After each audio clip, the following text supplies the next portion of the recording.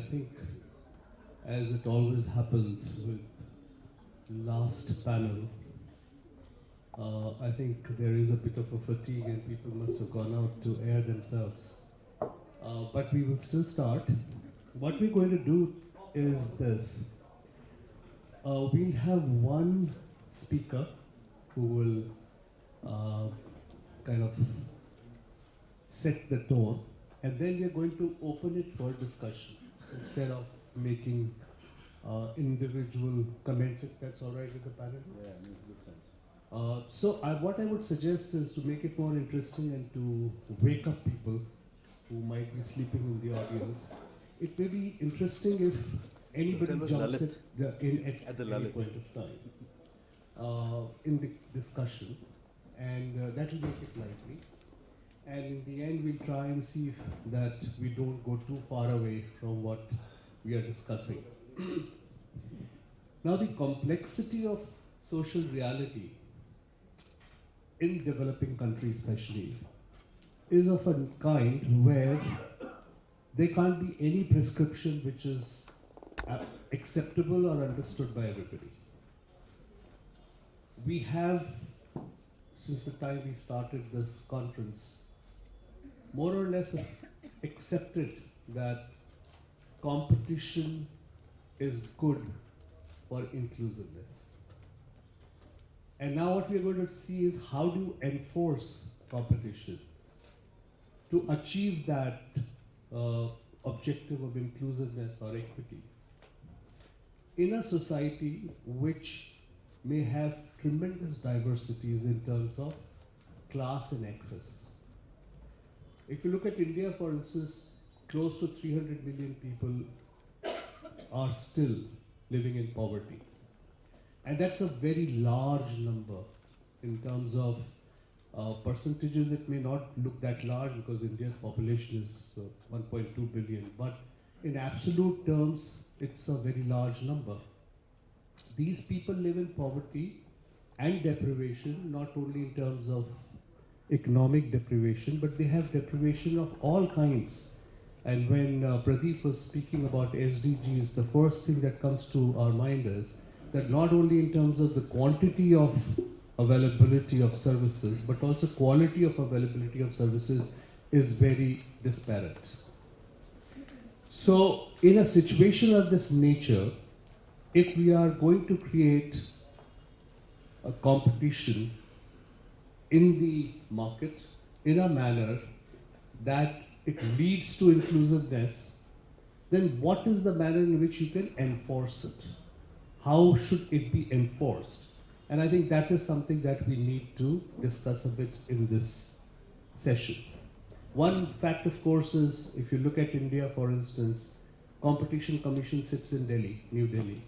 Now imagine a group of consumers who are poor, who find there is a problem first to identify in terms of competition, whether there is something that is happening which is leading to inequality in their lives, which is non-competitive, but also in terms of their access. So how do they come and get that access, are able to enunciate their whole problem in a manner that the Competition Commission is able to look at it. So these are a very large issues that we need to look at, and I would therefore first invite Professor Lianis to make a small presentation, after which we will throw it open for discussion. Thank you very much, Chair, and also I'd like to thank... Hello, thank you very much, Chair. I also like to thank Katz and Pradeep and Ujjwal for inviting me to this event. What I would like to do in my 7 minutes of discussion, and please interrupt me if I go further than that, is to a little bit set somehow the broader perspective of what we mean by inclusiveness in competition law. And I think one of the topics that we haven't really discussed today is, because we referred many times to the word about inequality and the rise of inequality, but obviously inequality is a very broad concept. We can actually think of very different sorts of inequality. And we can have inequality of income, we can have inequality of wealth, we can have actually inequality of opportunities, opportunities for employment, opportunities for doing business, opportunities for happiness, let's say, or even genetic inequality in the sense that the use of gene editing or other methods of designer babies, etc., might somehow lead to intergenerational inequalities of great sort. And then when we think about inequality, we can actually think at the individual level, but we can actually also think at the group level. And we usually think about consumers and capitalists in a certain way, and what is the fair share that consumers should get out of the growth and the increase of capital. But we can also include in this type of thinking the share of labor, for instance, versus capital, which has been going down quite significantly lately. The other thing that I think, so the first thing is, what should we equalize? What is basically, the equalizandum in a certain way that we need to equalize? And the second thing is, what are the reasons to equalize? Which I think we haven't thought about very much. Because should we have objectives, our aim to equalize everything, to provide everyone equal outcomes? But then, there's a big discussion in philosophy, which I can obviously summarize in 1 minute, where, they have even, with regards to philosophers concerning the equality of opportunity, like John Romer, for instance, where there's a lot of discussion about the fact that we might probably not compensate for inequality that comes out of the personal responsibility of the individual that has actually arrived to a situation of poverty. And that we should only compensate for what is called lack inequality. So I think it's a very broad topic, and I think we need to really be more precise about the types of inequality we're thinking about, and then the reasons actually we want that inequality to be compensated. But the second thing I wanted to say is that usually, and in our discussions today, I think it was pretty obvious, we think equality and efficiency as being somehow antagonistic between each other. And I think that comes out of a very old conception in economics. I mean, there's a very good book published 30, 40 years ago by Ocken on equality and efficiency, The Big Trade-Off, where basically the idea is that sometimes, having inequality might sometimes be necessary for promoting efficiency. And at least there must be some kind of antagonistic relation between the two. And I think that is what has been influencing quite a lot of the discussions about equality, also with regards to competition law, and the fact that, we perceive competition law as a form of, field for technocrats, where, we are only aiming to promote efficiency, economic efficiency, and any issue with regards to equality and distribution should come as, classic welfare economics 101 tells us, through the second fundamental theorem of welfare economics, will come out of transfers that could happen at the second stage through taxation, for instance. That could be the best way to deal with these problems, progressive taxation. So one might contrast, I think, this view with that of the British economist and game theorist Ken Binmore, who understands the the relation between equality and efficiency as complementary rather than antagonistic, both being considered as necessary conditions for the emergence of a social contract that will bring together different people by promoting a common set of understandings, allowing them to coordinate their efforts. So Binmore takes an evolutionary approach to social contract theory and advanced basically 3 levels of priority for a social contract to be internally stable. It's basically a social contract will not need any specific glue to hold, but it will hold basically on its own. And I think the first priority, according to Binmore's view, is stability. And I will actually summarize that with a concept of systemic resilience, to a certain way, which has been very much used recently. This idea that the first aim we need to have in mind is the stability of society. Then the second priority, according to Binmore, is efficiency. As each society competes with the social contracts in other societies, and being efficient, or in other words, avoiding waste, enables a specific society to compete successfully with other social groups in the game of life. And then the third priority for a social contract to hold together is fairness. And this is a particularly important principle as there may be various efficient equilibria available for possible social contracts. And in fairness, actually, is a way for the society to select one of these efficient equilibria to coordinate. So it's basically an informal equilibrium selection device. So according basically to this view, both fairness and efficiency are extremely important in order for social stability to stay. And I think this is something which is very important to have in mind in competition law enforcement. So just focusing on efficiency, we might actually get that wrong because we will somehow forget the second important leg, which is fairness in order to ensure stability.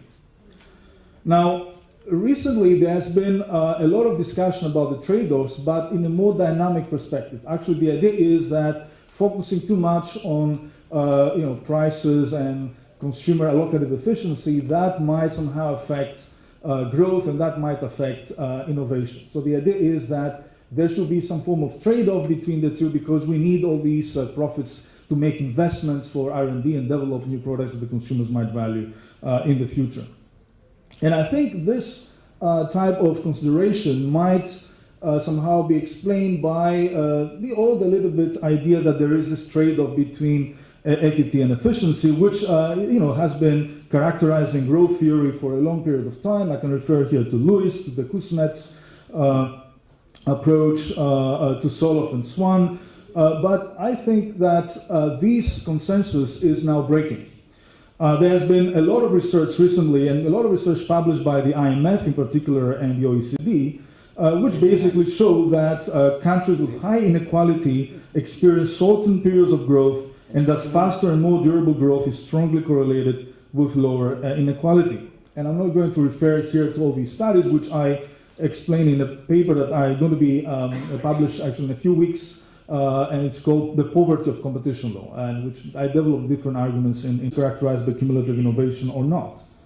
Secondly, there are many studies for specific sectors, for instance, the pharma sector, where actually we see that companies do not invest the majority of their profits on R&D, but prefer instead to buy their own shares so as to provide higher revenues to their management and shareholders. So to a certain extent, there's also a lot of literature concerning the amount of money that is spent on research and what type of research that is. This is not research, fundamental research. This is more about development, basically, of existing research rather than fundamental research, which is done by smaller units which are later purchased through mergers and acquisitions.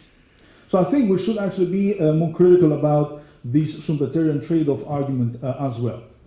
Let me just finish by sharing some ideas about what could be the implications for competition law. I think when we think about inequality, I think the first thing I think we need to probably care for is to enhance what has been called complex equality. And I refer here to the work of Michael Walzer. The idea actually is not to ensure that there is some form of equality of outcomes among different groups of people or among different people, despite the levels of effort and inventiveness and entrepreneurship they offer. I think the important thing is to make sure that we keep the different spheres of justice separate from each other, and we provide the possibility, do not provide the possibility, let's say, to the big and powerful in, let's say, an economy, to influence the political process or to influence the cultural process, right? And the cultural spheres of justice. Because this is basically what I think is the major issue here. So that means that we need to develop, I think, a broader perspective on what we mean by economic power. And that should not only relate to market power, but should also think about other sources of power and probably rehabilitate concepts such as relational market power or superior bargaining power, which will actually offer us a better picture about the bargaining position of the various parties. Thirdly, I think we should obviously focus on consumer well-being, and I use the term well-being rather than consumer welfare, in markets where this makes sense from a complex inequality perspective. When we know that most of the consumers or people affected will be among the lower income strata, or that monopolistic control of a specific social good may lead to the emergence of dominance that can be converted and extended more easily in other markets and social spheres outside the market exchange. Thirdly, I think we need to establish countervailing powers that may block the conversion process of monopoly power towards dominance, considering broader public interests that are essential in order to guarantee fairness and stability, even if this is at the price of some reduction in economic efficiency, such as effects on employment and the interests of workers and the unemployed, the protection of privacy and democracy, or environmental concerns. I mean, I'm thinking about privacy, and this is kind of my last word. Yesterday there was this story at The Guardian, I don't know if you have followed, about Cambridge Analytica. This collaboration between this company and Facebook that led to one of the most massive breaches of privacy that we have seen, and that actually had influenced also the political process in the United States election, and obviously previously, I guess, with regards to Brexit. So we see there that this is an important actually effect, and this dominance in the area of, let's say, data has led to an important breach of other values that we were considered quite important for society, like for instance the democratic process. So from my perspective, we need to take this broader view on competition law. Thank you. Thank you. So I think it very well makes it even more complex than what we were discussing. So therefore the question is, can competition law actually promote inclusive growth, considering that there is a tension between efficiency and equality?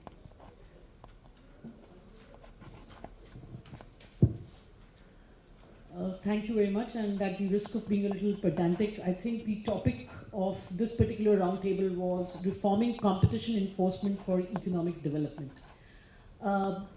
First things first, we need to parse what economic development means in our law, that is the Indian competition law. Whatever it may be, it's a law. So all the objectives of the law, the goals of the law are embedded in the law, and so therefore we cannot go beyond the law. So if the law does not allow for, and I will explain why, if the law does not allow for a redistribution mechanism through the instrument of Indian competition law, then we are limited to that extent. So what does the Indian competition law allow? I think first of all, we should be very, very clear, and as Robert Bock basically said in his text, Antitrust Paradox, what is the point of the law? What are its goals? Everything else follows from the answer we give. Only when the issue of goals has been settled is it possible to frame a coherent body of substantive rules. Now, having been with lawyers as an economist implementing competition law, my job is to provide that perspective. My job is to see what is the spirit of the law, especially given that the preamble unequivocally states the preamble of a law, and it's important to read that out also for that audience. The establishment of Competition Commission of India in the preamble is prefaced with the phrase, keeping in view of the economic development of the country. I think this is a very unique and unambiguous endorsement of the link between the micro-functioning of individual markets and the larger development imperatives of the country. Having said that, this also is to affirm that competition is not an end in itself, but it is a means to achieve economic goals. And when I'm saying meant to achieve economic goals, which economic goal does this law emphasize? And my understanding is, Ramji may be having a different take on this, my understanding is, given the construct of the law, given the framework for the assessment of cases, that is both section 19.3, which governs agreements, and section 20, subsection 4. I had promised Pradeep that I will not rattle out provisions from the law, but having Ramji on the dais, it enthused me to do that. So 19.3 gives you a framework of analyzing any agreement and see whether or not it has an appreciable adverse effect on competition. And when I look at that framework, and also the framework for merger evaluation, I think the Indian competition law is a very purist law. Purist in the sense that it emphasizes far more efficiency than redistribution.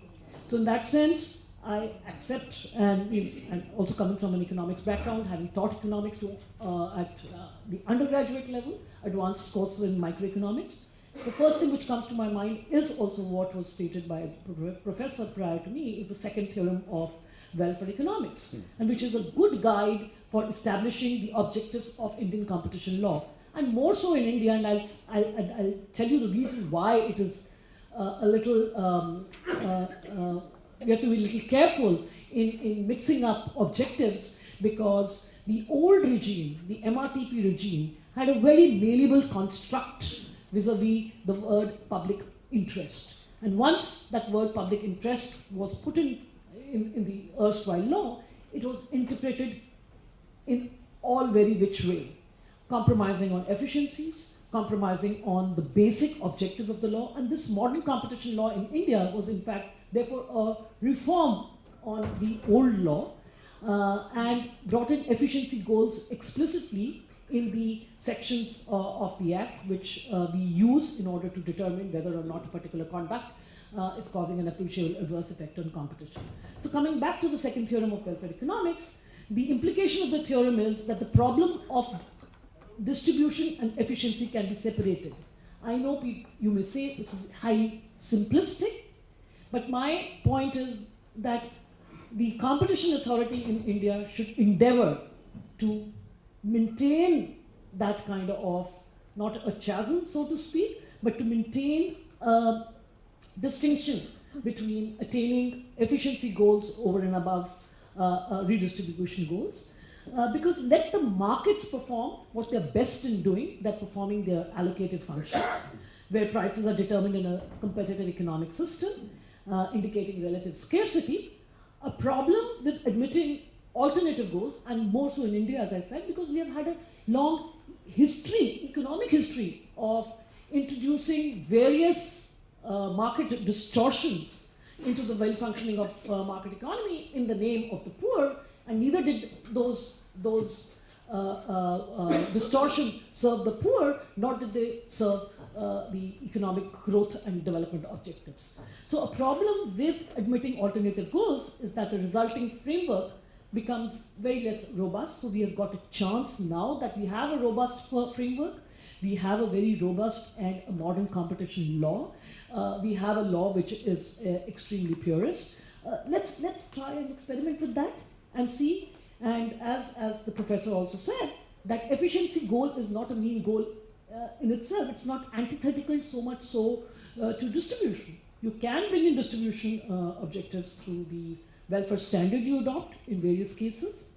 Mergers, it is very, very clear that we do have a total welfare standard, because relative advantage by way of contribution to economic development outweighing the impact of combination.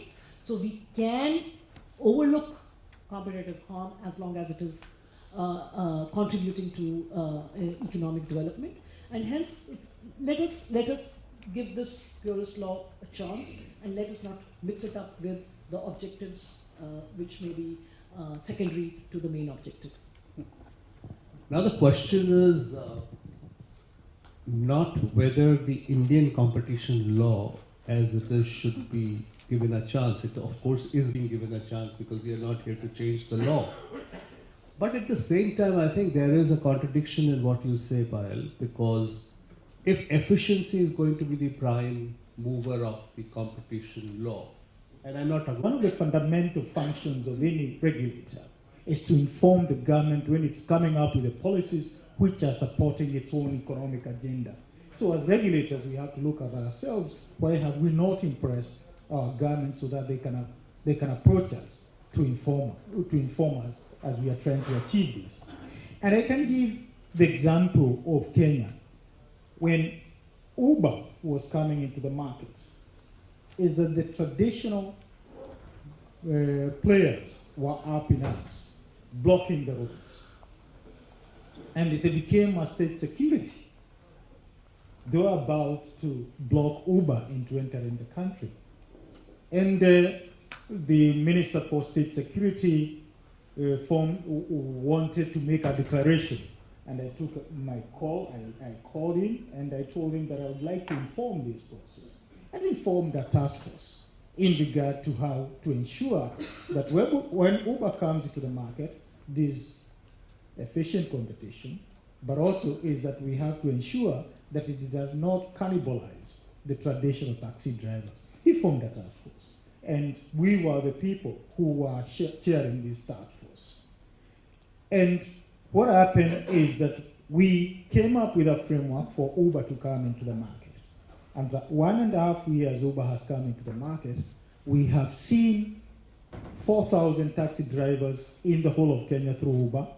We have seen the reduction of prices of taxis by 300% in the major cities in Kenya. And also we have seen these days taxi is not the preserve of the rich. It can be used by even the poor to get transport.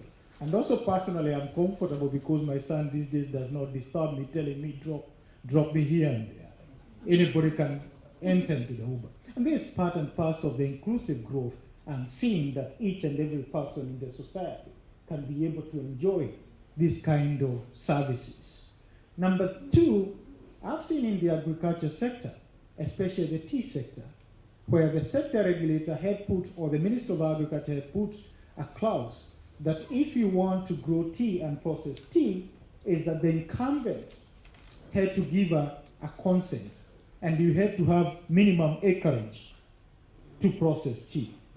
Then some small-scale farmers in a certain region of Kenya wanted to grow specialty tea, this purple tea and all that. It was a new product. And the incumbents said, no, you don't have at least 30 acres to process this specialty tea.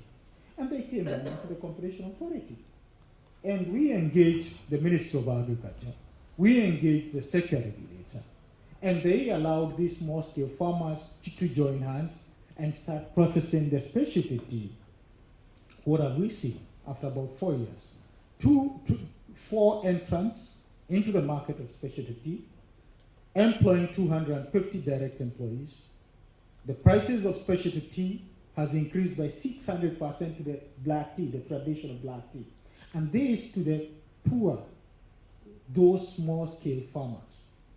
What did the Competition Authority do? It's just to advise for the removal of those clauses.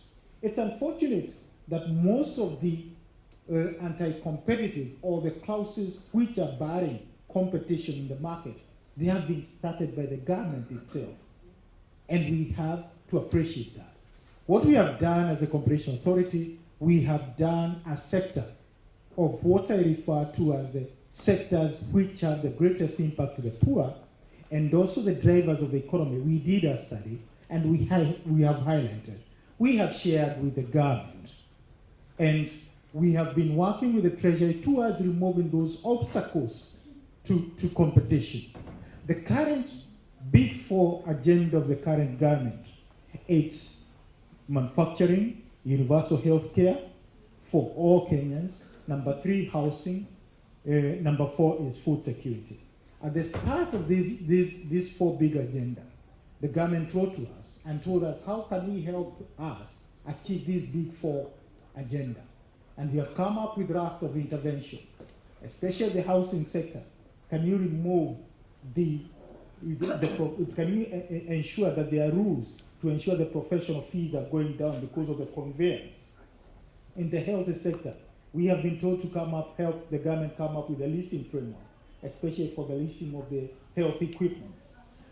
So, in conclusion, is that I would like to say is that show your government what you are doing. Show your government what you can do to help them achieve their key economic agenda. And at the end of every year, show evidence-based, that is the impact assessment, to show that the benefits, it's not just the penalties. You have penalized the infractors of the law, the people who have infringed the law, but the benefits to the consumer.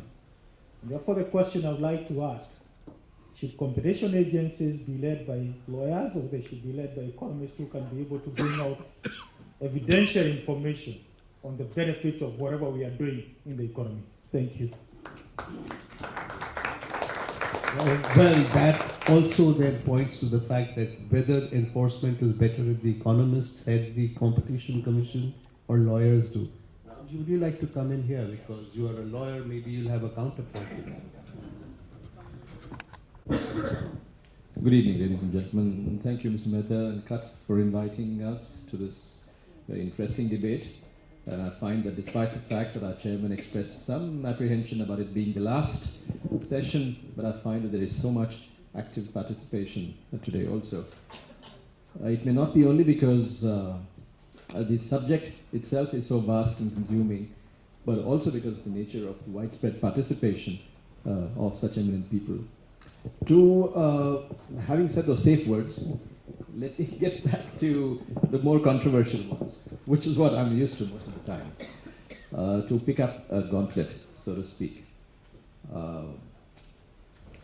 My take from having seen competition commission and the competition agencies that work in India over the last 9 years, so to speak, almost 20th May 2009. We had something before that, but almost a decade, short of a decade, is that it was okay for us to call our commission a young agency sometime back, and I don't think that we should say that anymore. We are now getting into our teens almost, which is what we will. But we didn't have to reinvent the wheel in a large number of ways. But as Payal mentioned, our preamble and our act actually talks about the reason for our law, the statute, is to promote economic development in the Indian context. And as the chairperson mentioned, that we have vast, the figures of inequality are really quite staggering. It is in this context that I've noticed, my one view over the last 9 years has been that the commission in India, the competition agencies, have sort of found their way around, tested the waters, found what is possible, what is not possible, having been tested by the legal hierarchy going up in appeals, etc., and some contours having been drawn up. But now is possibly the time for the commission to step up and say, we will take up the big ticket cases, the ones that have the maximum impact on our economy, on our societal and socio-economic fabric, so to speak. As with any other, our litigation, our process is such, the statute provides that anybody can go and file an information, and usually it's competitors in the market who go about complaining against each other in a veiled sort of way, and then, you know, it gets to be a litigation, adversarial sort of a litigation before the commission. And that was never intended. Our policy, our framework was never intended this to be an adversarial sort of a, and therefore lawyers have a great time before the commission, and I've had some great time also, and I must confess. But I think we have a great pattern in which we have administrators with experience of administration in the government. We have economists, and we have two of them here who are participants in the competition process, and Professor Gauri, Gita Gauri, has been one of the founder members of the commission with great elan, and Payal continues to steer where Professor Gauri left off. But I think I don't see any tension between lawyers and economists. I think both of them are needed, and I think that balance is extremely important, because sometimes we tend to agree with what the economists, we use economists a lot to buttress our point and to understand the other side's point also. And likewise, I think economists value the fact that lawyers can bring a perspective which is not usually acknowledged, but it is that lawyers do tend to bring some value to the table, whichever side they are on. The commission is beginning to realize that also. So the only thing is, for example, but the commission doesn't allow economists' reports to be brought in as expert evidence. That is unfortunate. And I think that is very, very important, because it brings in a different perspective from an economic perspective, and not just, and I would rather, this is much against what a lot of lawyers would support me, and I find thankfully there aren't many lawyers here, and I can safely say that I think that the commission should allow greater expanse of information that comes to it.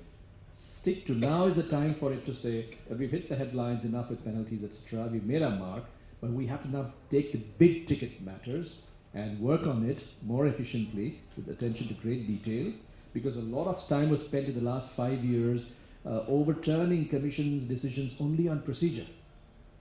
And that happens again because they are tripped on procedure, and you know, they think there is no need to comply with certain procedural requirements. In India, Indian courts are very, very strict on that.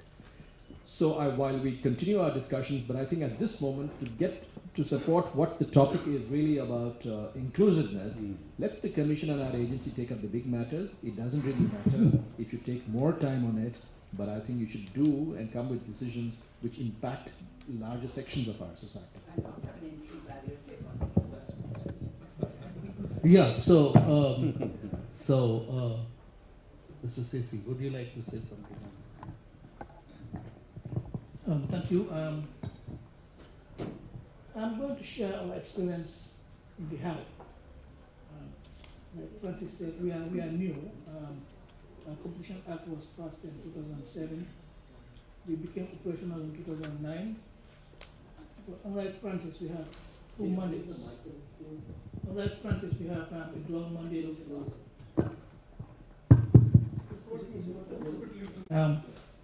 I'd like to share our experience in the how. But, like I said, like Francis, we are new. Our act was passed in 2007. We became operational in 2009. But we have a dual mandate of competition and consumer protection. So we have a tribunal at the same time. I agree with all the speakers that to achieve inclusive growth, the law and policy must be designed taking into context the economic, social, and environmental circumstances of a country, and that prioritizes is crucial. 2 years ago, we did a market study in tourism. We found out so many things. Let me just start by saying that tourism is very important in the Gambia. It's 27% of GDP prioritization. Like, we found out so many things, but on the structure, we operate what we call a tour operator-driven tourism, which means that overseas tour operators are essentially in charge of everything. We found out some core competition issues, of course, exclusivity and all the like. But the most important finding that we found out was that the benefits of tourism is not inclusive. It's not filtering to the populace. I should also give you a context. Gambia, I don't know if you know about Gambia, but we are coming from 23 years of dictatorship. We've had the same guy for 23 years. And he was put out last year. So things are happening and everybody is enthused and we want to do things right. Anyway, but like I said, we found out that the benefits do not trickle to the masses. We have 48% poverty. We did a study that proved that 70 cents of every dollar spent in tourism actually leaves the country. That's very, very high. So we, like I said, in addition to the core competition issues, we did a policy note on what we think should be done. So we came up with this idea that we borrowed from Seychelles, but we had to refine it in such a way that it fits our solution. That we're not linking tourism to other sectors, agriculture, to the other productive sectors. There's a lot of incentives that government gives out in tourism, so we decided that we're going to link this tourism incentives to local sourcing. So essentially what we have going on right now is that to get your incentives, you have to show evidence of domestic sourcing. So there is actually an official at the Ministry of Finance whose job actually is just to verify invoices to make sure that it's actually happening. It's piloted, it's work in progress, but we've already seen the results of it. There's an association called ASSETS, Association of Small-Scale Enterprises in Tourism, that is working with us, and they're promoting this concept called Gambia is Good, buying Gambian products for the sector. Another thing that we found out too, like I said, is tour operator-driven tourism, locals are not benefiting. we decided that to introduce competition, we introduced a new category called Category B tour operators, which is essentially made up of local tour operators, but we force you to partner with them. So the Category B tour operators will be in charge of excursions and the like, so that at least you have, it trickles down to everybody in the sector. I'll just stop there for now, and I'll share our other experience in. We're also reforming the procurement rules to make it more inclusive, but if time permits, I'll share that experience with you too. Thanks. Thank you very much. So now can we come to Ms. Gauri to tell us, in the light of the presentations that we have heard now, a presentation or discussion that has gone on, this whole issue about efficiency and equity seems still unresolved. Because whereas it is important to continue to focus on efficiency, so that without efficiency, the pie will not increase, and if the pie doesn't increase, inclusiveness is a problem. But left to itself, just increasing efficiency also is increasing inequality, as we are seeing in the world today. I mean, whether it's in India or abroad, you can see in the last 10 years, for instance, inequality has grown exponentially, while efficiency and productivity have also gone up. So, as a person who has sat on the Competition Commission, but also with an economics background, how do you see this going forward? I like the closing inverted comma. Thank you, and that just gives me 5 minutes before we're supposed to close up. But you've raised a very, very valid point. And what I have noticed right from the morning, afternoon, in fact, when I've been hearing is, there's a lot of generalizations. And I am a little uncomfortable because they sound very good. No doubt there's been a lot of inequality, and at least in India, the reason why the middle class has not been able to get much more of the GDP or the benefits of the rise is because of sectors like education and health, which we pay very heavily for. But getting back to what I think is important from all of us here is this question of the fact, and to take off from where Payal left and the purity of the law and what Ramji says, economists don't come in. So let me try and give you a little bit of the feel and my discomfort, and it's very important to take a very nuanced approach because each area is different. And when we talk of efficiency and equity and how does the commission come in, it also depends on which sector you're looking at and how it's handled. Now, the Act is very agnostic. Anyone can put up a case and say, this is anti-competitive. And of course, our most popular person who's come is one Shamsher Kataria. I don't know who he is. But he has come up with different cases, but none of them deal with sectors that could have some impact. So we have a mixed case. And in the commission, what has been happening in this mixed case of things that have been coming up, a large proportion of the cases, our Shamsher Katarias, are all for competitors. And the sad part of it, they are seeking protection, which is an argument which is very nationalist. They're not wanting to compete, you see? And then when you say you don't want them to compete, we have gone against the preamble. We're protecting competitors and not protecting competition in certain sectors. In some of the cases that I have looked at and I have been continuously arguing about, because it's very easy in any of them to go into it. And now they're in the stage of the internet, the high technology, where dominance is preeminent. But when you're wanting to look at who benefits, who is going to gain, no economic analysis has been done so far. So when they say it is efficiency, the decision often has been more equity biased unless you happen to take a minority decision which doesn't have any effect at all.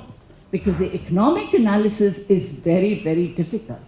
That means that it is very difficult for the Competition Commission to do that kind of economic analysis which would prove that inclusiveness has come in, I'm so glad you've said this about Gambia and looked at it, but that's in the tourism sector. But in the sectors which I don't want to name, there has been this issue, who has benefited? The competitor. And the phrase I use is, like earlier, before the liberalization came, now they use the Competition Commission shoulders to fire at competition. They don't want to compete. Who loses? It's the common man, the consumer. And on all these aspects of it, it's not only the consumer, but it's the startups. They're the ones who are getting lost out. Then the question then comes up is, why competition? Who's gaining? We moved away from MRTP because it was a structuralist thing to competition. But are we again getting sucked into this sort of thing with not enough about on efficiency? But they're different cases. They're very interesting cases. There's some cases, Chairman mentioned Coal India, which was extremely progressive, sent back for the sake of procedure, but not looked at what is the outcome. So you have to look at impact assessment, and that's not being done. But there have been cases which we haven't been able to push through. The most famous one, which I have been going on and on, is on the APMC. We took up the first case on the onion market. It was a cartel. It was a case of a feudal market. It was a case where we could get no data. We're starting from the first primary auction at the level, which is the first mandi, the traders who are more or less related to one another physically, materially, and through marriage, had the way through. We couldn't break through because there was not enough data that the commission could pass an order. It was before Payal's time. We fought and fought for the onion case. The APMC is one of the most regressive things, but that was an order that couldn't be passed. The point here is it APMC alone? Is it a question of modernizing? Is it a question of digitalization? Because data becomes important. Then can the commission only do so much or not advise the government? And I think the commission is now going forward in a lot of cases in terms of advising the government. So what I'm trying to say is that here, when you look at India, it's not a transition from a government regulated to an open market, but they're also feudal markets. They're transitional, traditional markets, which control. That has to be broken up. It's a long time that will take place. Since I have to finish very quickly, I'm not going to take other ones about it. But I want to bring up a point. When you find that the competition law itself has to be more open, and it should go on the basis of an effects-based approach rather than a per se, I find we're going more and more into per se and a form-based approach. So the competition law itself has to be more expansive and more immanent. Now, if you have to be more expansive, and in India, we have different kinds of laws, we have different policies, and the government set up the competition policy with a certain objective. Let's not go back to thinking of protection, which is in a nationalist framework. You do need protection. The startups need protection. And the competition law should be to look at what are the outcomes. And the suggestion I make is that since we are in a different paradigm altogether, the competition law should function on two pedestals: incentives, liabilities. On whom does the incentive fall and on whom the liabilities? That exercise is extremely difficult, and if it's not done, the way we go is we create more distortions by trying to bring in some vague concept of equity rather than just staying with efficiency. It's necessary to have clarity. I see this beautiful girl raising her red flag, and she has allowed all the other men much longer time, so she is not gender equal. But I agree with you, it's time to shut up. And again, on the topic of competition law versus competition policy, I think in India, enforcement is more important. I have held this view, and let us not generalize. Each country is different. But then there's this very important issue that you have raised, which is asymmetrical access to information. If the Competition Commission itself has not been able to find, for instance, in the case of onion cartons, relevant data to be able to pass a reasoned order. Obviously, if we begin to look at more and more sectors, we will find that the same situation is in other sectors too. Now, This probability is not based on evidence, and I think now the Commission will have to start looking at this, because evidence very often may be just slim. The regulator is always afraid to take that jump. You see, it's that 80-20. I am convinced 80, but the outlier 20 will not let you make a type 1 error. If you take 80, you make a type 1 error. So I agree with you. There are lots of complications. And I think the economics department and division has only 2 people or 3 people. I mean, have a heart for them. Payal, what do you have to say to this? While data is very important, the problem has been that in mergers, the parties are giving us excellent data. Of course, the role of the Commission is then the validation and due diligence, as Ms. Gauri has pointed out. Secondly, in fact, some of the enforcement diktats have gone the wrong way, in the sense that they have led to non-collection of data, because there were these associations which were collecting data and were a good repository of data. What we had to tell them was not to discuss data, but to collect ex post data through those associations may not be a wrong way to do that in order to give us rich data for sectoral data. Third, the Department of DIPP, in the sense, is now should get into data collection at a very, very granular level, because the kind of data which we require is extremely granular, which these macro data agencies such as the CMIE, etc., cannot help us to do that. Finally, given the importance of data, given the limitations of data not being available, the Commission is aware of that, and has now started a process of empaneling agencies precisely for collection of data, of short kind of a quick surveys to be conducted if there is some kind of an ambiguity vis-a-vis even simple things like market shares, simple things like consumer preferences, because consumer preferences will be at the heart of definition of the market. That's point number 1. And point number 2, regarding just a little few points which came out from the discussion, and I'll just take 2 minutes. I'm not saying that prioritization is not important, and you can use the instrument of competition law by prioritizing those sectors which affect or harm the poor. So that's very well.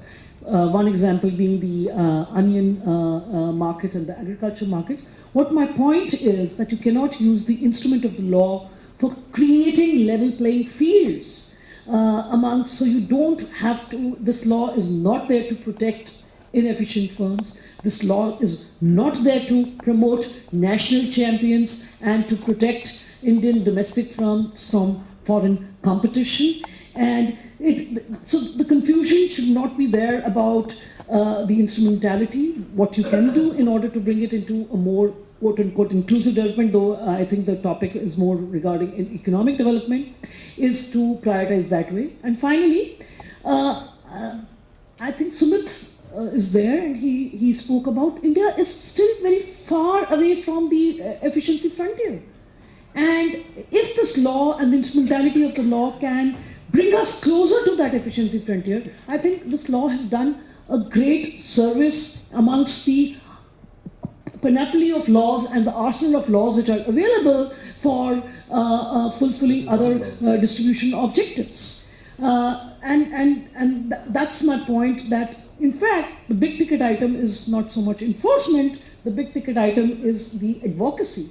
Because again and again we are feeling that the competition law can just do only that much. There are so many infirmities in the markets due to weak contract laws, due to government directly involved in economic activities, government ownership, etc. And that is the way to go forward, that is to have effective advocacy with enforcement, limited enforcement, but also effective enforcement, which can change the contours of the economy. Quick one, to take up from where she's left, which is this. In one word, I would say that we need to have a competition policy. We've not had a competition policy. And that, to a large extent, will solve much of the problems about data collection.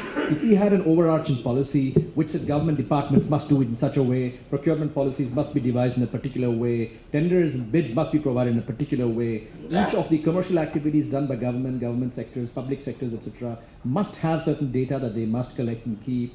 And therefore, there is intelligence that the economic departments of governments, or each of those departments also have, that must. So therefore, that takes away from the sting, like Paul rightly mentioned. We've had problems. I've had problems defending associations because, or in corporates, cement, for example. The DRPP asks cement and the association of the cement to collect data for the purposes of figuring out, is there growth? Is there infrastructural growth? Is there no growth? What is the progress? If they collected data, then where will they collect the data from? The members. The moment they collect data, well, there's a possibility you met together, this, that, whatever else. So therefore, that's a very rife possibilities of a cartelization because you're exchanging, you're asking for information. So this will take away, to a large extent, if the government-appointed agencies or independent agencies were to carry. There will always be that danger about information exchange or sharing. But you need to be able to bridge that if you had a policy, an overarching policy. And I think, therefore, that is extremely important. For some reason, we've not progressed forward on that. Chairman, before you take the last word. Just one more. You wanted to say something? No, you wanted to say something? I think what is coming out, and I take it from Bayana, whatever she's saying, is we cannot instrumentalize each and everything we are doing. You know, from the Kenyan point of view, I feel that we have a modern law. We have a law which can ensure that we achieve what we want to achieve in terms of also inclusive growth. The key thing is how do we approach the enforcement? And that is what we are talking about here. And the examples I give in terms of the tea industry and also about the Uber showed that helped achieve the inclusive growth. But as we proceed, there are other emerging issues which are coming up, especially the abuse of buyer power, which we realize in Kenya is that the small medium enterprises, they are owed $380,000 by the big retailers. They have not been paying them for their supplies. And also when you look at the contract they have with the big retailers, is that you can see that there's quite a lot of abuse of buyer power by the retailers. And when the government sat down and looked, where are we going to place this problem which is facing us, they couldn't agree. There was no convergence of mind. Ministry of Trade was saying that they are the ones who are capable of driving this agenda. But also, they had to create a new state corporation. And that's what the government said. We cannot create a state corporation just to deal with this one issue. So it was agreed that the competition law should be amended and reorganize the structure of the competition authority so that we can deal with this emerging issue, which also may increase, or it's increasing inequality. So some of the issues in regard to competition law, we are dealing with them. But when it comes to emerging issues, I would advocate that we amend the law and also restructure the organization to support the emerging issues. Yeah, you wanted? No, I Okay. You want to say? Very quickly. Yes, very quickly. So I think the conclusion I would like to get out of this discussion is that one size doesn't fit all, in the sense that first, institutional capabilities matter. And I agree with you, what can be possible for a competition authority which in a mature competition system that has access to a huge amount of data and evidence is very different from what can be possible for a competition authority in a recent and a new jurisdiction and with less access to data. Now, the second thing which I think is important is the institutional context, the equilibrium basically that we have in society. I mean, governments, they usually want to maximize stability, social stability. And as I said before, they have to mix efficiency and fairness in order to assure stability. Now, in some cases, competition laws might be considered as only focusing on efficiency because of the institutional capability issue, or because of the fact that there are other very effective mechanisms of redistribution that are available in this particular society, and that's absolutely fine. But it may be that in other societies, these other alternative mechanisms of distribution do not work. And therefore, you might want, in this case, to include in competition law these other objectives. So it's a matter about also the choices that you make concerning the institutional environment that you have. And the amount of inequality that you also might accept. Some societies accept more inequality than others before exploring. So that's obviously something that you need to take into account. And the third thing I wanted to say is about the distribution of the second welfare theorem. I mean, that works perfectly on paper. The problem of that is that it assumes that, and if you take out the Higgs efficiency, it assumes that there will be some methods of transfer that will happen at the second stage. Now the problem is that transfer doesn't happen. I mean, the tax system might not necessarily be operating well.